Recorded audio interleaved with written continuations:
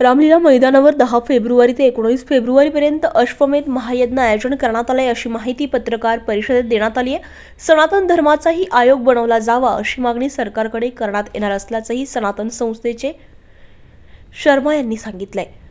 सिंहस्थाच्या नियोजनासाठी स्थापन करण्यात आलेल्या कमिटीत साधू संतांना स्थान नसणं ही अतिशय खेदजनक बाब आहे।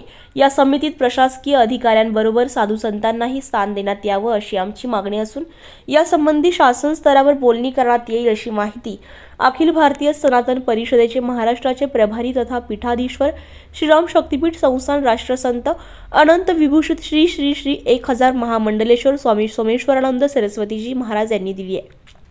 अखिल भारतीय सनातन परिषदेतर्फे 10 ते 19 फेब्रुवारी 2024 दरम्यान नवी दिल्ली येथील रामलीला मैदानावर अश्वमेध राष्ट्रनिर्माण महायज्ञ 108 कुंडिया संपन्न होणार आहे याची माहिती देण्यासाठी स्वामी सोमेश्वरानंद सरस्वतीजी महाराज यांनी त्र्यंबक रोडवरील बेजे येथील आश्रमात पत्रकार परिषद आयोजित करण्यात आली होती। यावेळी ते बोलत होते। स्वामी सोमेश्वरानंद सरस्वतीजी महाराज पुढे म्हणाले की अश्वगतीने राष्ट्रनिर्माण सुरू व्हावं तसेच सर्व भारतीय सनातन धर्मासोबत जोडले जावे या उद्देशाने अखिल भारतीय सनातन परिषदेतर्फे अखिल पंचायती आखाडा श्री निरंजनी अखिल भारतीय आखाडा परिषदेचे अध्यक्ष श्री महंत रवींद्रपुरी यांच्या अध्यक्षतेखाली अश्वमेध राष्ट्रनिर्माण महायज्ञ होणार आहे। हा महायज्ञ विश्वाच्या कल्याणासाठी होणार असून यात सनातन धर्मातील सर्व जाती धर्माचे हजारो भाविक आहुती देण्यासाठी उपस्थित राहणार आहेत। अखिल भारतीय सनातन परिषदेचे राष्ट्रीय महामंत्री पुरुषोत्तम शर्मा यांनी सांगितले की महायज्ञात गोमातेला राष्ट्रीय पशु घोषित करण्यात यावं तसेच सनातन आयोगाची स्थापना करण्यात यावी या मागण्यांचा प्रस्ताव पारित करण्यात येणार आहे। महायज्ञात श्रीराम कथा श्री भगवद्गीता तसेच धार्मिक आणि सांस्कृतिक कार्यक्रमांचे आयोजन करण्यात येणार आहे। महायज्ञात 13 फेब्रुवारी रोजी महाराष्ट्रातर्फे एक दिवसीय हनुमान चालीसा कार्यक्रम देखील संपन्न होणार आहे। जैसा कि आज हमारी ये जो प्रेस वार्ता हुई है, परम पूज्य गुरुदेव महामंडलेश्वर जी को महाराष्ट्र का प्रभारी अखिल भारतीय सनातन परिषद का बनाया गया है। साथ ही महाराज के सानिध्य में हम लोग अश्वमेध यज्ञ का आयोजन करने जा रहे हैं जिसमें पूरे महाराष्ट्र का युवा सब लोग जुड़ेंगे और इस यज्ञ का उद्देश्य है कि राष्ट्र निर्माण हो और सबको सनातन से जोड़ा जा सके।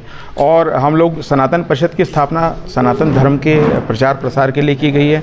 परम पूज्य गुरुदेव श्री महंत रवींद्रपुरी जी जो अखाड़ा परिषद के अध्यक्ष हैं और निरंजनी अखाड़े के सचिव हैं, उनके द्वारा संस्था बनाई गई और बिना जाति पाति के भेदभाव के हम लोग कार्य कर रहे हैं। इसका जो आयोजन करा जा रहा है 10 फरवरी से 19 फरवरी तक रामलीला मैदान में होगा और जैसा कि जानते हैं भव्य श्री राम जी का मंदिर बनने 22 तारीख को जा रहा है, उसको समर्पित होगा देश को। उसी के उपलक्ष्य में इस यज्ञ का निर्माण है और इस यज्ञ का निर्माण राष्ट्र निर्माण के लिए किया जाएगा और पूरे देश से सभी लोगों को सनातनियों को आह्वान किया जा रहा है इस यज्ञ में आए, देश के राष्ट्र निर्माण के लिए आहुति दें। पत्रकार परिषदेचा उद्देश होता जी भारतीय सनातन परिषद आहे या आदरणीय रवींद्रपुरी महाराजांनी स्थापन केली। तर हिचा उद्देश आहे की सनातन धर्माच्या नावाखाली किंवा हिंदू धर्माच्या नावाखाली असं आपण म्हणू वेगवेगळ्या प्रकारचे समाजाला फसवलं जातं, अंधश्रद्धा शिकवली जाते। मला असं वाटतं समाज वेगवेगळ्या पद्धतीने विरघळला गेलेला आहे। तो विरघळलेला समाज एकांत्र आणण्यासाठी समाजाचं संघटन करण्यासाठी प्रत्येक जीवाला एक सन्मान मिळाला पाहिजे, प्रत्येक मुलामुलींना शिक्षण भेटलं पाहिजे, मुक्या प्राण्यांची रक्षा झाली पाहिजे आणि सगळ्यात महत्त्वाची गोष्ट आहे प्रत्येक माझा भारतीय आनंदी राहिला पाहिजे, सुखी राहिला पाहिजे। या सनातन परिषदेचा उद्देशच आहे। अश्वमेध यज्ञाबद्दल मी एवढीच माहिती देईल की अश्वमेध यज्ञ जगाच्या कल्याणासाठी आहे।